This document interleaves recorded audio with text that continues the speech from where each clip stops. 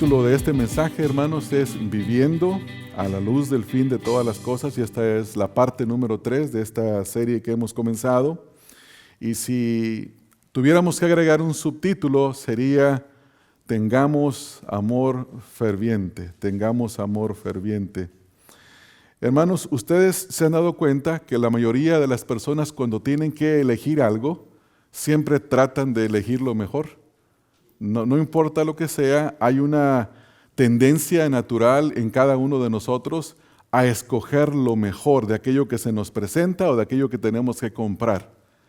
Y obviamente esa acción de escoger lo mejor está basada en el criterio personal que una persona tiene, ¿no? Sea bueno o sea malo. Porque hay gente que escoge lo que cree que es mejor, pero en realidad no es lo mejor. No es lo mejor para ellos, es realmente hasta malo. Pero lo hacen en base al criterio que tienen. Por ejemplo, una mamá, una ama de casa, va al supermercado, a la tienda, y cuando va a escoger los productos que tienen que ver con la comida que tiene en mente preparar, escoge lo mejor, ¿no es así? Va y si tiene la pila de tomates enfrente, la primera cosa que hace es seleccionar lo mejor. No agarra lo primero que está frente a ella, siempre selecciona lo mejor. Cuando los padres piensan acerca de la educación de los hijos, también siempre piensan en lo mejor, escoger la mejor educación para los hijos. Cuando nosotros vamos a comprar ropa, queremos escoger lo mejor, el mejor precio, la mejor calidad. Cuando buscamos zapatos, hacemos lo mismo. Mi punto es que hay algo natural en cada uno de nosotros que, según nuestro criterio, nos mueve a escoger siempre lo mejor. ¿No es así? Ahora que nosotros estamos en Cristo, las Escrituras nos mandan a elegir lo mejor, a que procuremos en base al criterio que nos da la palabra de Dios, que siempre elijamos lo mejor. Y los creyentes tenemos en la vida cristiana muchas responsabilidades, ¿no es así? Pero siempre, al llevar a cabo estas responsabilidades, tenemos que buscar siempre elegir lo mejor. Y si ustedes se fijan, por ejemplo, en Filipenses capítulo número 1, en el versículo número 10, dice, para que aprobéis lo mejor, a fin de que seáis sinceros e irreprensibles en el día de Cristo. Pero si ustedes leen el contexto, nos habla de tener un criterio correcto. En el contexto, versículo 9 dice, y esta es mi oración, que vuestro amor abunde aún más y más, ¿en qué? En conocimiento y en todo discernimiento, para que aprobéis lo mejor, a fin de que seáis sinceros e irreprensibles en el día de Cristo. En Primera de Tesalonicenses, capítulo número 5, en el versículo número 21 al versículo número 22, dice, versículo 21, más bien examinadlo todo, retened lo bueno, apartaos de toda apariencia de mal. Es decir, que la Escritura nos exhorta, nos enseña en base al criterio que la misma Escritura da, que nosotros escojamos lo mejor.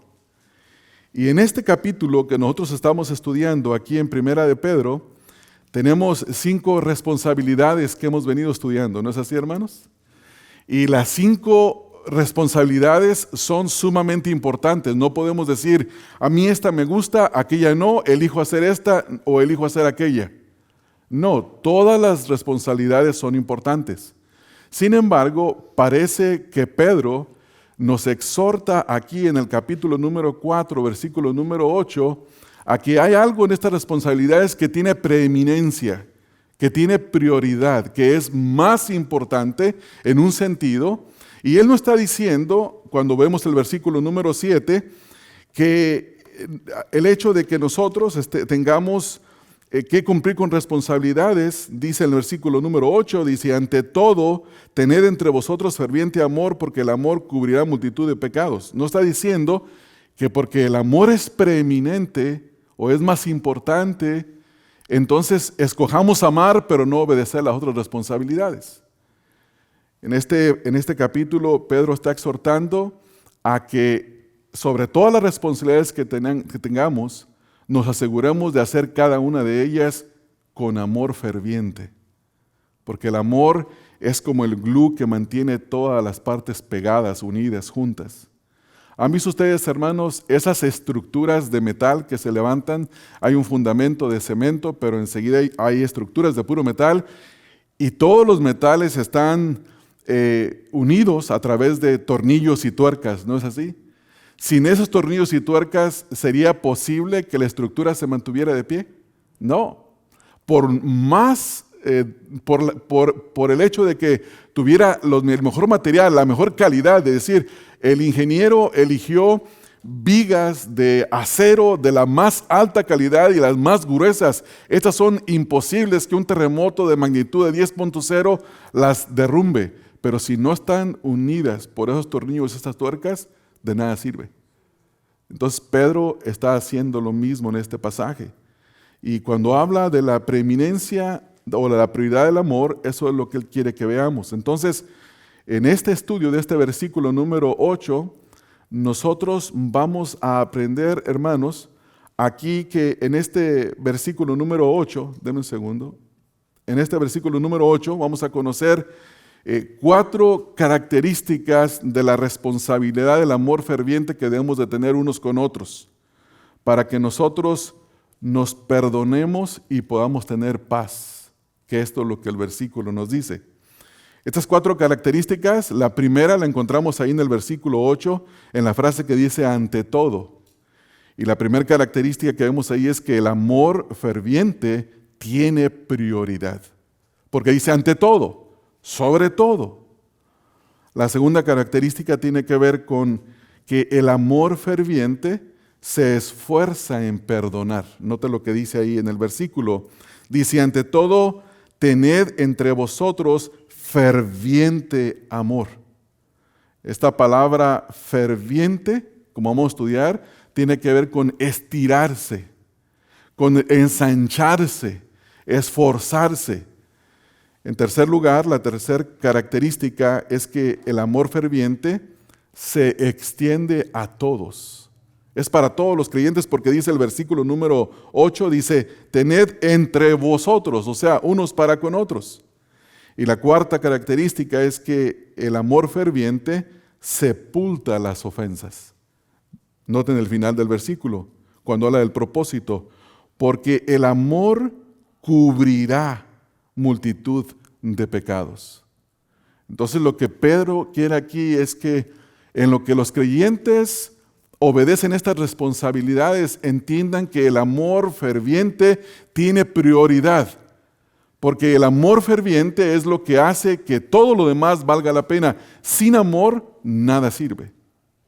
Podemos hacer todas las responsabilidades que la Escritura nos mande hacer, pero si nosotros no amamos, de nada sirven ninguna de esas responsabilidades. Entonces recuerden, hermanos, que la frase dominante aquí en este capítulo es el versículo número 7, dice, mas el fin de todas las cosas se acerca. Y luego, como consecuencia, como resultado de esto, como una obligación, una responsabilidad, dice él, sed pues.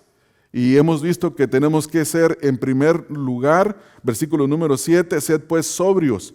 Esto significa una mentalidad sana, cuerda, con una forma de pensar correcta. Y luego dice, y velad en oración, es decir, que estemos alertas, despiertos, orando. Y hoy vamos a ver la responsabilidad del amor ferviente. Quiero hacer una aclaración que quizás nos pueda ayudar a entender un poco lo que Pedro tiene en mente. Noten la última frase que dice en el versículo número 8, porque el amor cubrirá multitud de pecados. Esta frase nos muestra que la iglesia es un lugar donde hay mucho pecado, hermanos. A veces decimos, no, es que el mundo son pecadores. Sí, eso nadie lo duda. Pero la iglesia es un lugar donde hay pecado también. Es un lugar donde nos ofendemos constantemente los unos a los otros.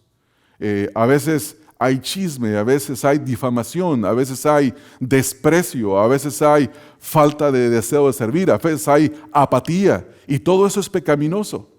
Y si uno considera el pecado que existe en la iglesia y no ama, la primera tendencia que uno va a tener es, no, yo me voy de este lugar, yo no quiero.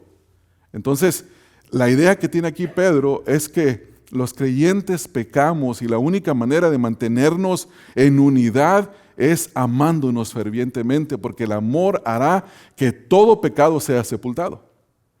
Cuando estudiamos la doctrina de la salvación, ahí les voy a mencionar una frase que ustedes quizás algunos ya la conocen, que cuando se habla de la doctrina de la salvación hay unas palabras en latín que se dice ordus salutus y significa el orden de la salvación, o en la teología se dice cómo salva Dios a los perdidos.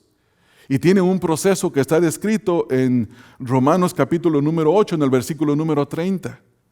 Dice, a los que predestinó, esto es con el primer paso que se dio para nuestra salvación. En la eternidad nuestro Dios trino predestinó, eligió a los que habría de salvar. Dice enseguida, a los que predestinó, a eso también llamó. El llamado es el momento cuando se nos predica el Evangelio, pero es un llamado que no es el llamado general. Usted puede tener 100 personas escuchando la predicación del Evangelio y solo algunos responden. Todos recibieron el mismo llamado general, pero unos recibieron el llamado que los teólogos llaman el llamamiento irresistible. Es donde, por ejemplo, John Piper en su libro de los 5 puntos del calvinismo, él llama a esto la acción del Espíritu, donde él vence toda resistencia a la obediencia a la palabra de Dios. Entonces Dios llama. En el momento que Dios llama, dice aquí Pablo, a esos también justifica. Es decir, que hay una declaración legal que declara que nosotros estamos en un estándar correcto con Dios. Ahora, esto es solo una declaración. Esta no es una realidad en la vida de los creyentes. Delante de los ojos de Dios somos vistos como quien ve a Cristo, con una justicia perfecta. Pero la realidad es que todavía pecamos, somos imperfectos. Y después de esto, Pablo dice ahí que a los que justificó también glorificó. La glorificación es la culminación de la redención. Es donde recibiremos cuerpos transformados, glorificados, donde el pecado ha cesado, donde no hay ninguna conexión con el pecado. Pero entre lo que Dios nos justifica y glorifica y estamos vivos en esta tierra, hay otro proceso en la salvación que se le llama la santificación. Y la santificación significa que vamos creciendo poco a poco y nos vamos haciendo más semejantes a la persona de Cristo. Pero en este crecimiento pecamos. Y cuando pecamos los unos contra los otros, es necesario que haya ferviente amor, porque el amor ferviente cubre multitud de pecados. Por esa razón Pedro dice, sobre todo, esto tiene prioridad, tiene preeminencia. Así que al entender estas cosas debemos de verlo en este contexto. Pedro le está hablando a un grupo de creyentes que están siendo perseguidos. Estos creyentes perseguidos, según el contexto de este capítulo, están siendo difamados, están siendo ultrajados. El mundo no es un lugar atractivo para ellos. Por lo tanto, la iglesia debe de ser un lugar que es lo opuesto al mundo, un lugar de amor, un lugar de tolerancia de unos para con otros, un lugar de perdón, un lugar de confesión de pecado, un lugar de ofrecer perdón y de seguir adelante hasta que todos lleguemos a la estatura del varón perfecto que es nuestro Señor Jesucristo. Entonces, hermanos, esto nos lleva a considerar el primer punto. El amor ferviente tiene prioridad. Dice el versículo, y ante todo.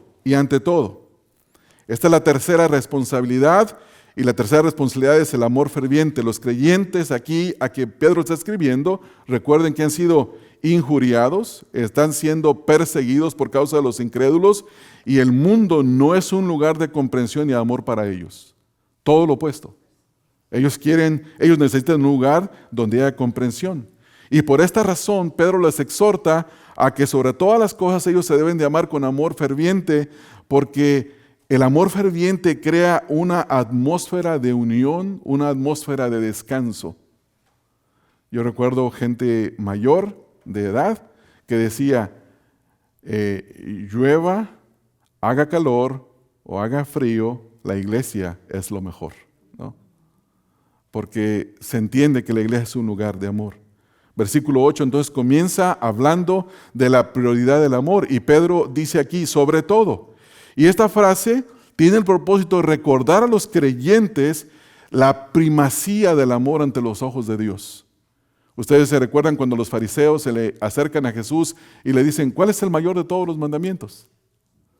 Y Él le dice, amarás al Señor tu Dios con todo tu corazón, con toda tu mente, con toda tu alma. ¿Y qué más, hermanos?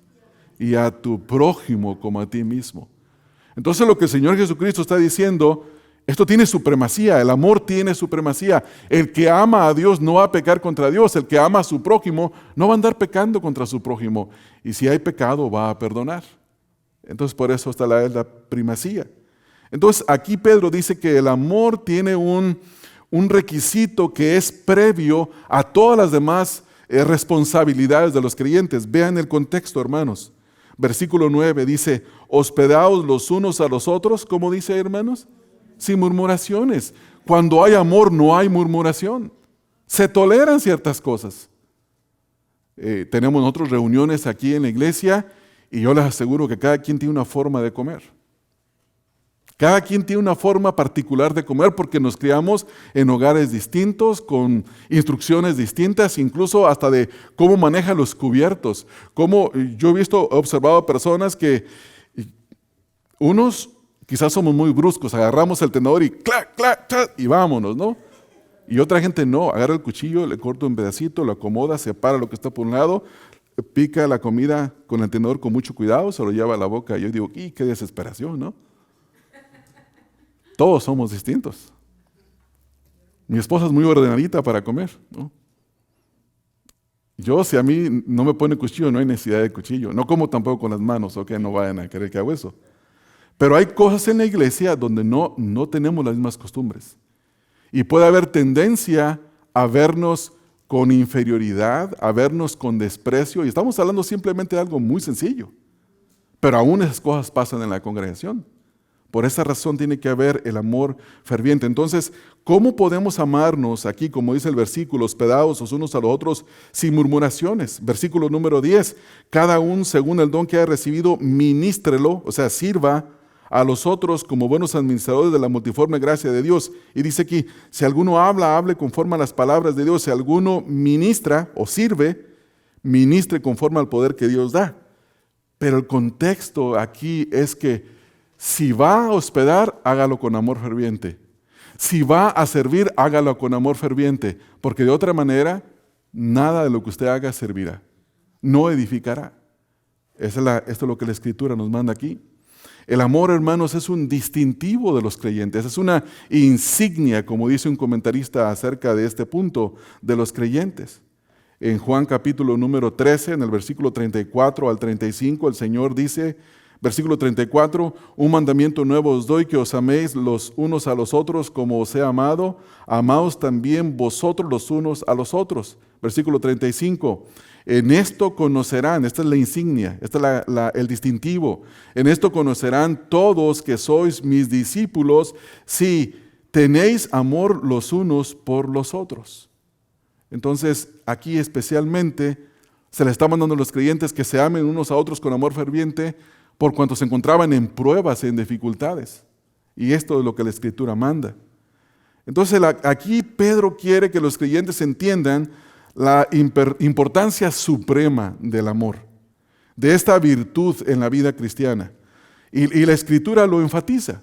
En 1 Corintios 13, el gran capítulo del amor, desde el versículo 1 al 13, pero solo vamos a leer el versículo 13, dice, y ahora permanece la fe, la esperanza y el amor, estos tres, pero el mayor de estos es el amor. Esto nos habla de preeminencia. Filipenses 2:2.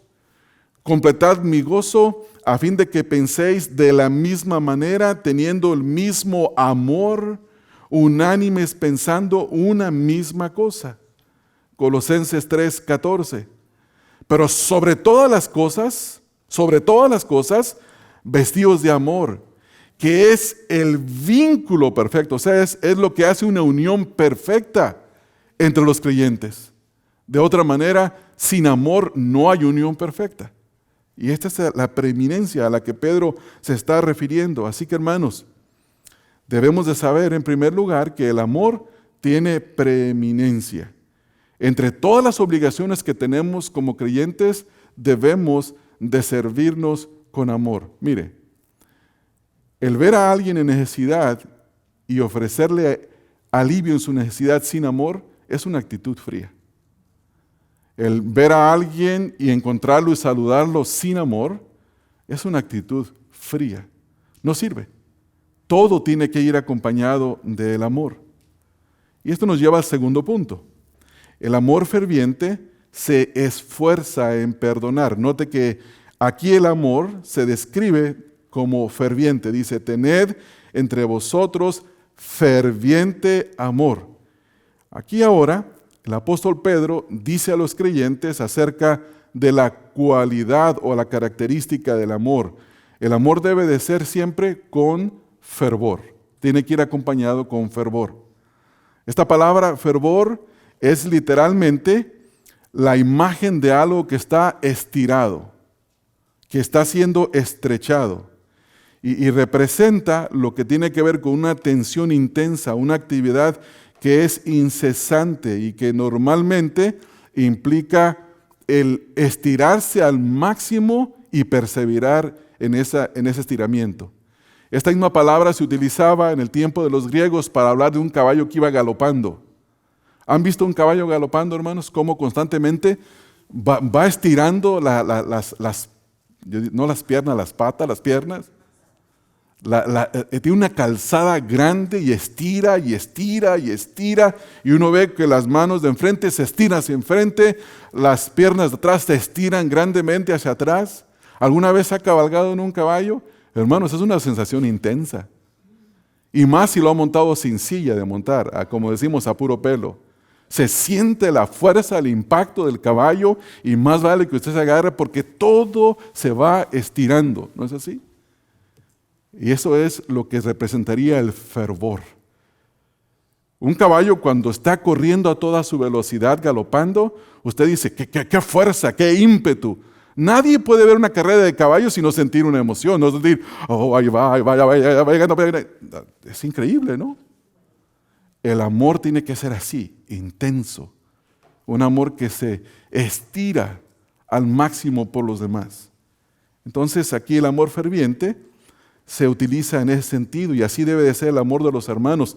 Tiene que esforzarse y estirarse hasta el límite para ganar la carrera, llegar a la meta que es amarse los unos a los otros. Esto es lo que la Escritura nos dice. Entonces el amor fervoroso representa a uno que se estira al máximo para amar. No puede haber un momento que diga, no, es que yo ya con ese hermanito, yo ya me cansé. Dios quiera que se muriera pronto para no verlo, ¿no? Esa sería la actitud opuesta. Aquí hay dos puertas para entrar, ¿no? ¿Qué tal si cuando usted viene ve a un hermano con el que tiene una dificultad en la puerta y prefiere entrar por esta puerta? No está mostrando amor ferviente. Tiene que ir. Dice, no lo siento, pero voy a ir. Ese hermanito o esa hermanita es difícil, pero voy a ir. ¿Qué tiene de bueno que amemos a los fáciles de amar? No, hay gente que es muy fácil de amar, créanmelo, hermanos. Es sencillo amarlos. Y ya vemos, nosotros somos muy difíciles de que se nos ame. Entonces, aquí el versículo tiene que ver con estirarse. Entonces, la característica de este amor es el amor que se esfuerza, que se estira al máximo. Y aquí el amor que Pedro está describiendo es el amor que viene como un fruto del Espíritu de Dios. No viene como algo que yo creo. Voy a decir, es que yo tengo que amar, porque si yo no creo ese amor, no se trata de eso. El amor es fruto del Espíritu de Dios, pero es el fruto que el Espíritu de Dios da a aquellos que se conforman a la palabra de Dios. Vayan conmigo en Gálatas capítulo número 5, hermanos, y en este pasaje de la Escritura, en el capítulo número 5, Gálatas capítulo número 5, vean que en el versículo número 16 comienza la exhortación del apóstol Pablo a los Gálatas y les dice a ellos que ellos tenían que andar en el Espíritu y no satisfacer los deseos de la carne. Este es el contexto en el que el fruto del Espíritu está siendo mencionado. Gálatas capítulo 5. Denme un segundo, ya casi llego. Ahí está. Versículo número 16, digo pues, andad en el Espíritu y no satisfagáis los deseos de la carne. Entonces, en adelante, dice el versículo número 19, y manifiestas son las obras de la carne, y se describe todo lo que es la obra de la carne, pero llegando al versículo número 22, dice, mas el fruto del Espíritu es amor. Noten que comienza con la preeminencia de todo el fruto del Espíritu, es el amor. Pero este amor es el fruto de aquellos que andan en el Espíritu, no de los que andan en la carne. Por lo tanto, cuando usted no siente, no desea, no quiere amar y hay odio en su corazón, es porque usted está satisfaciendo los deseos de su carne y no tiene ningún deseo de satisfacer la iniciativa, la exhortación de la palabra de Dios. Entonces, si no hay deseo en su corazón de amar y hay odio para con alguien y no puede perdonar, usted está en la carne. Y posiblemente no es ni siquiera creyente. El Espíritu de Dios jamás lo ha visitado, jamás ha venido a morar en su corazón. Entonces, no hay excusa para los creyentes para no amar. Cuando no amamos tenemos que decir, Señor, perdóname. Por favor, perdóname. No estoy actuando conforme al fruto de tu Espíritu. Por favor, perdóname. Produce en mí ese deseo y comience a obedecer. Sin esa obediencia no existe el fruto del Espíritu de Dios. Entonces, esto es lo que Pedro está hablando. Este amor es el que se otorga a los creyentes que andan en conformidad a la palabra de Dios. Y el creyente puede amar, como ya hace un rato mencioné, a los que son fáciles de amar, pero aquí el amor al que se refiere es al amor sacrificial, no es al amor de los sentimientos, ¿no? Mire, si yo le hago bien a usted y en alguna forma le ayudo en algo, usted va a decir, ay, gracias hermano, ¿cómo te amo? ¿No es así? Porque hay un sentimiento que está siendo producido por un bienestar. Pero el amor que menciona la Escritura es un amor que todo lo sufre, todo lo soporta, todo lo espera, no se irrita, no busca lo suyo, no hace nada indebido, como se menciona ahí en 1 Corintios 13, 4 en adelante. Son las características de un amor que no es humano, es sobrenatural, es de Dios, no nace en el corazón del ser humano. Es producido por el Espíritu de Dios como un fruto en el creyente. Y Pedro ha mencionado este amor agape. En el capítulo 1, versículo número 8, dice, a Él le amáis. Esta es la palabra que es en relación con la palabra que hemos estado viendo, cuando dice en el versículo, a Él le amáis sin haberle visto. En Él creéis y aunque ahora no le veáis, ahora creyendo en Él os alegráis con gozo inefable y glorioso. Habla del amor que tenemos por el Señor Jesucristo, pero es un amor que Dios ya produjo en nosotros. Capítulo 1, ahí mismo, versículo 22.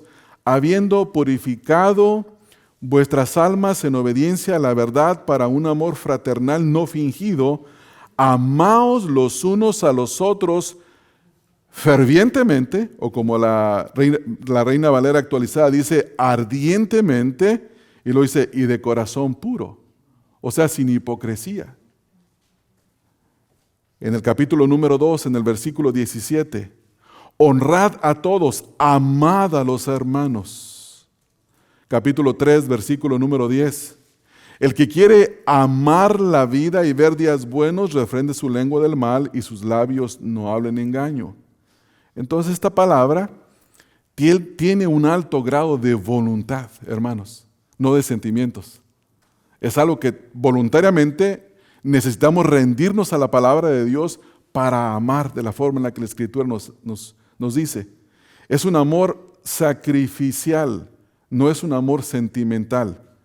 Y este amor sacrificial requiere que los creyentes nos esforcemos a pesar de insultos, a pesar de heridas, a pesar de malos entendidos que tengamos con los demás. No hay razón para no amarse. Cuando alguien nos insulta, no hay razón para parar de amar. Simplemente no existe. Entonces, hermanos, no debe de haber razón para no amar.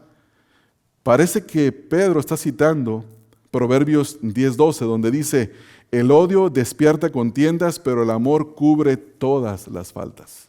Esto lo vamos a ver un poco más adelante. En Mateo 5:44 la Escritura dice, pero yo os digo, amad a vuestros enemigos y orad por los que os persiguen. Romanos 12:14.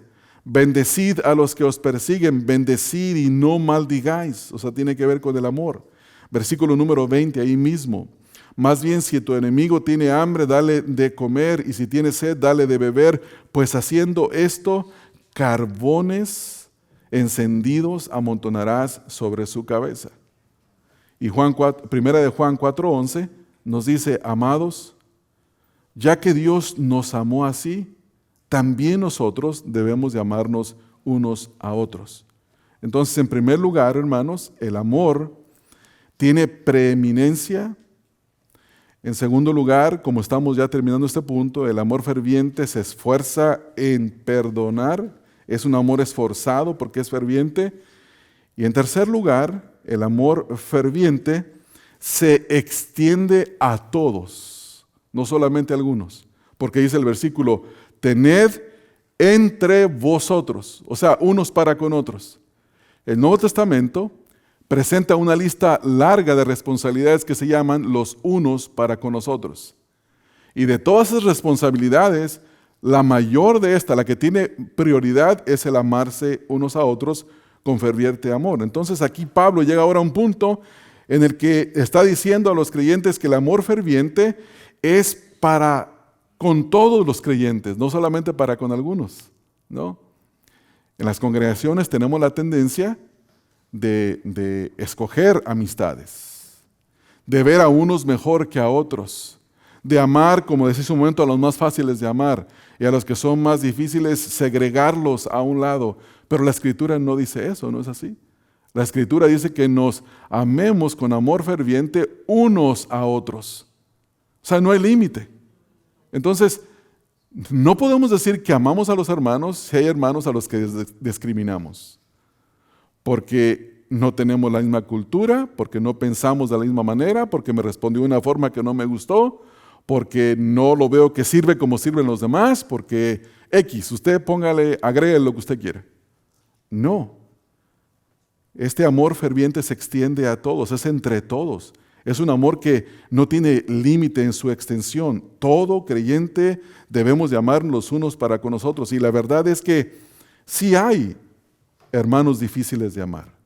Sin embargo, la palabra nos dice que debemos de amarnos con amor ferviente entre unos y otros. Primera de Pedro, una vez más quiero volver a leerlo, donde dice, habiendo purificado vuestras almas en obediencia a la verdad. Cuando escuchamos la predicación del Evangelio y recibimos el llamado, ocurre la regeneración, ¿no? No quiero decir que es una cosa, después la otra, 5 segundos, no puedo clasificarlo o sistematizarlo así, pero entendemos que Dios regeneró nuestro corazón. Y esta alma ha venido a ser purificada. ¿Se recuerdan ustedes, hermanos, cuando el Señor Jesucristo dice, ya vosotros estáis limpios por la palabra que os he hablado? El Señor purifica nuestras almas. Dice aquí, habiendo purificado vuestras almas en obediencia a la verdad. Y escuche esto, ¿para qué? ¿Con qué propósito? Para un amor fraternal no fingido. Amaos los unos a los otros ardientemente y de corazón puro, o sea, fervorosamente. Y esta es la idea, de que si en verdad hemos nacido de nuevo, si el Espíritu de Dios ahora mora en nosotros, entonces tiene que haber esa manifestación de amor. Y si verdaderamente somos creyentes, pero no estamos amando, es porque nos hemos desviado de la obediencia a la palabra de Dios, hermanos. Ahora recuerde que esta es una responsabilidad de cada creyente, no es una opción. Por lo tanto, debemos de preocuparnos en esta hora. En este momento debería estar en su mente caminando alguien con quien a quien usted le debe demostrar más afecto. Y esto nos lleva a la razón del mandamiento. El amor tiene prioridad, el amor debe de ser un amor esforzado que se extiende a los demás, el amor es para con todos los creyentes y hay una razón que es primordial. ¿Por qué? El amor ferviente sepulta las ofensas. Dice aquí el versículo, porque el amor, noten que Pedro no dice, el amor entre hermanos se ve muy bonito, como dice el Salmo, ¿no? Mira qué hermoso. Y qué, como dice, mirad qué bueno es que los hermanos habiten juntos en armonía. O sea, es hermoso el cuadro, ¿verdad, hermanos? Pero Pedro no está diciendo aquí que es un cuadro hermoso el amarse unos a otros, lo cual lo es. Él dice, porque el amor cubre multitud de pecados. Hermanos, cuando alguien muere, ¿qué se hace? Se le sepulta, ¿no es así? ¿Cuál es el propósito de sepultarlo? Ya no hay nada que hacer. No hay nada que hacer con el cuerpo. El pecado se debe de sepultar y no traerlo a la luz otra vez. Entonces aquí ahora el apóstol está dando la razón, nos da la razón para el amor ferviente entre creyentes. Aquí Pedro dice que el amor cubre multitud de pecados. No cubre pecados, cubre multitud de pecados. ¿Por qué multitud, Pedro? Qué exagerado, tú no conoces la iglesia bautista, Manuel. Hermanos, Pedro no está escribiendo por él mismo, Pedro está escribiendo inspirado por el Espíritu Santo. Y el cielo y la tierra van a pasar, pero la palabra de Dios no pasará. Y este versículo se aplicó a los creyentes de entonces y se aplica a la iglesia hoy en día, a esta congregación. Esta congregación también tiene muchos pecados. Y hay muchas ofensas entre unos a otros. Y tienen que sepultarse esas ofensas. No se deben guardar en el corazón, no se deben de mantener con las actitudes, se deben de perdonar y de sepultar. Eso es lo que la Escritura nos dice. El comentarista bíblico Wayne Grudem dice, donde abunda el amor en una comunidad de cristianos, muchas pequeñas ofensas e incluso algunas grandes se pasan por alto y se olvidan fácilmente. Pero donde hay falta de amor, cada palabra es vista como sospecha, cada acción como susceptible, da malentendimientos, abundan los conflictos, para el perverso deleite de Satanás. Por el contrario, debemos amarnos con fervor para que podamos cubrir una gran multitud de pecados. Proverbios 10:12, como mencioné hace un momento, parece que Pedro tuviera esto en mente. Dice, el odio despierta contiendas, pero el amor las mata, en pocas palabras, ¿no? El amor cubre todas las faltas, no algunas. Eso quiere decir que la razón de las ofensas entre los hermanos se llama falta de amor. No es el problema de lo que hizo. Yo así le digo a mi esposa, ustedes pueden preguntarle. Si yo peco contra ella y ella me dice, hiciste esto, no lo deberías de haber hecho así. Y le digo, sí, tienes razón, perdóname. Y si todavía veo que ella no me ha perdonado, yo le decía, yo ya te pedí perdón. ¿Qué más quieres que haga? Tienes que perdonarme, pregúntenle a ella. Y yo me voy tranquilo, porque ella tiene la obligación de perdonarme, ¿no es así? Tenemos que perdonar, no podemos guardarnos. Imagínense, si mi esposa guarda todas las ofensas que yo le he hecho en 30 años, no, 28, ¿verdad? En 28 de casados, ay, hermanos, habrá un problema muy serio en la casa. O viceversa. No, las ofensas tienen que ser perdonadas, tienen que ser cubiertas, tienen que ser deshechas, no se deben de volver a traer. Cuando no hay amor perdonador, hay lugar para la amargura, hermanos. En Hebreos 12:15 se exhorta a que los creyentes dicen, mirad que ninguno deje de alcanzar la gracia de Dios, que ninguna raíz de amargura brote y cause estorbo y que por ella muchos sean contaminados. Las raíces de amargura brotan por falta del perdón, porque no hay amor ferviente.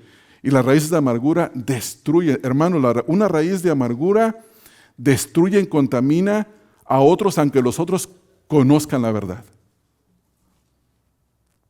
Nosotros hemos visto en esta congregación situaciones de gente que no se ha perdonado y los mismos familiares de ellos, sabiendo cuál es la verdad, fueron contaminados por la amargura de esos creyentes que no buscan pedir perdón ni tampoco desean perdonar.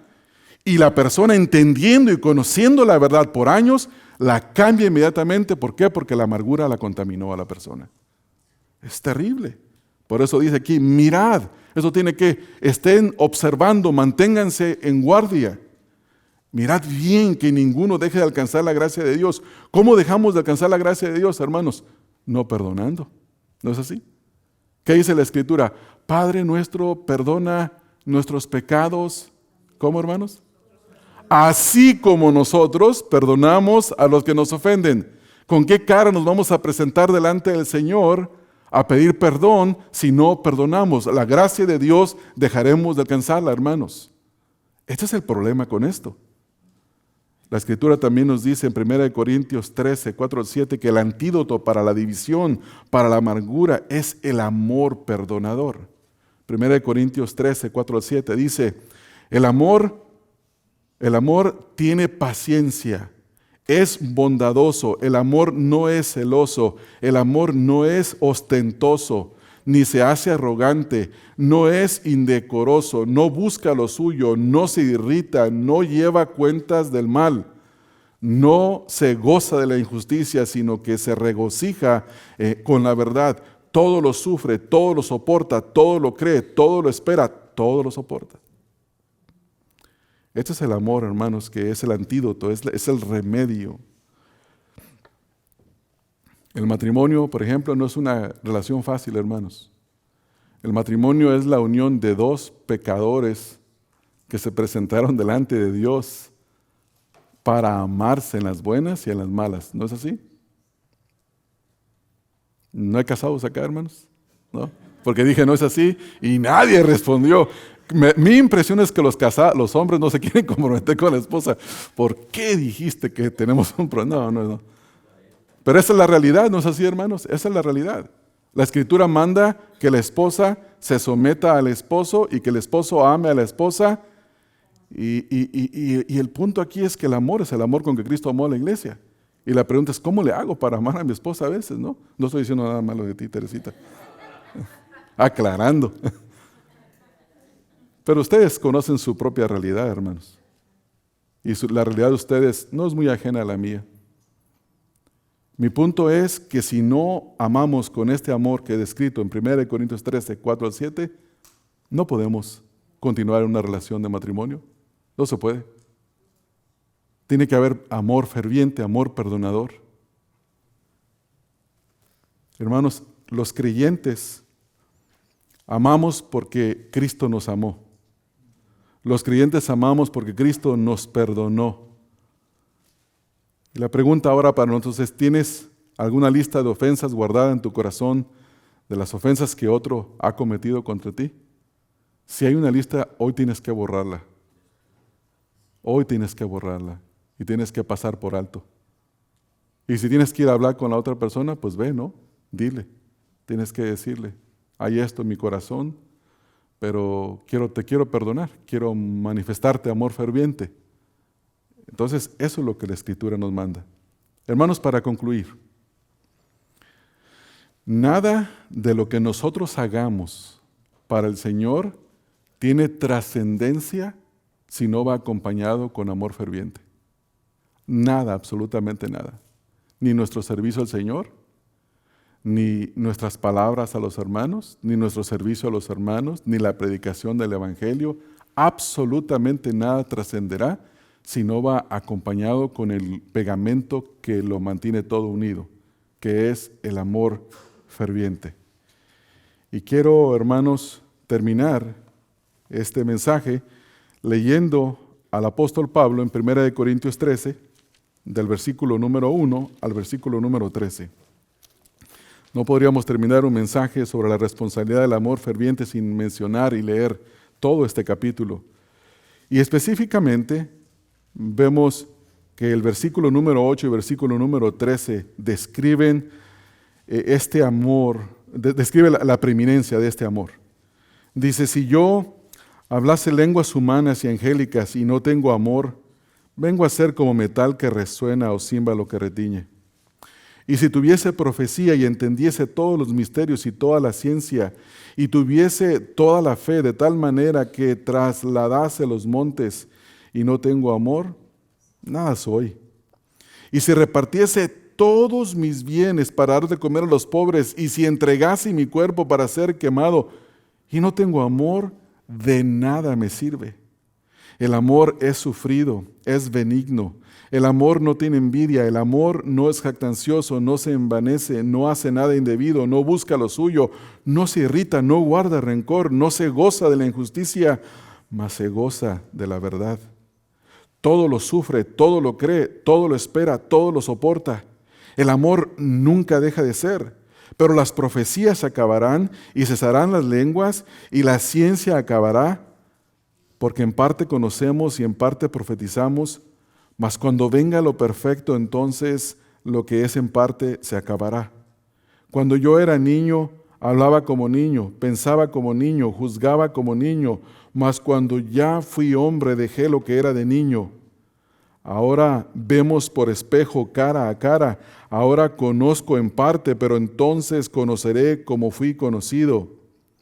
Y ahora permanecen la fe, la esperanza y el amor. Estos tres. Pero el mayor de todos, el mayor de ellos es el amor. Padre, te damos gracias por tu palabra una vez más y por la exhortación que tú nos has dado a nosotros en esta mañana acerca de la responsabilidad de amarnos fervientemente los unos para con los otros. Señor, es muy posible que entre nosotros hayamos algunos que no hemos considerado que el amor tiene prioridad, tiene preeminencia, y que nuestras acciones y nuestra conducta, nuestras obras son carentes o les falta amor. Es muy posible también, Señor, que nuestro amor sea imperfecto, sea solamente para con los que son fáciles de amar y no haya esfuerzo. Que amamos únicamente a los que nos hacen bien, amamos cuando sentimos amar. Sin embargo, tu palabra nos manda que debe haber un fervor constante en el corazón de amarnos unos a otros. Tu palabra también nos enseña, Señor, que el amor se extiende a todos, no tiene límites. El amor se extiende para con todos los creyentes. Incluso en el contexto de este capítulo tú nos mandas hospedarnos los unos para los otros, y la palabra hospedarnos es amor a los extraños. Incluso este amor se debe de extender hasta aún a los no creyentes, porque dice tu palabra que debemos de amar a nuestros enemigos. También aprendemos, Señor, que la razón para este amor fervoroso es que el amor cubre multitud de pecados. Señor, yo necesito el amor de mis hermanos. Mis hermanos necesitan de mi amor. Amor perdonador que olvida todas las ofensas. Amor perdonador que pasa por alto las pequeñeces. Un amor que no tiene memoria, que no hace una lista, que no guarda récord. Un amor que está dispuesto a sepultar el pecado en la fosa y aventarle a la tierra y cubrirlo y no volver a desenterrarlo. Ayúdanos, Señor, a cumplir esta responsabilidad en lo que tú vienes, porque tu palabra dice que el fin de todas las cosas está cerca. Por lo tanto, debemos de ser sobrios, de velar en oración, de tener amor ferviente unos para con nosotros. Ruego, Señor, que tú nos des tu gracia en esta semana, que tú nos fortalezcas para perdonar, Señor. Ruego, Padre, que en nuestros hogares reine el amor ferviente. Ruego, Señor, que en la mente y en nuestro corazón, en esta congregación, sea conocida por un amor fervoroso de unos para con otros, Señor.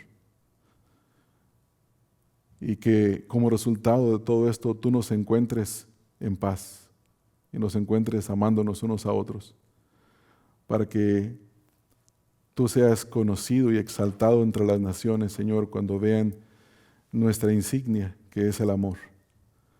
Ruego estas cosas, Padre, en el precioso y poderoso nombre de nuestro Señor Jesucristo.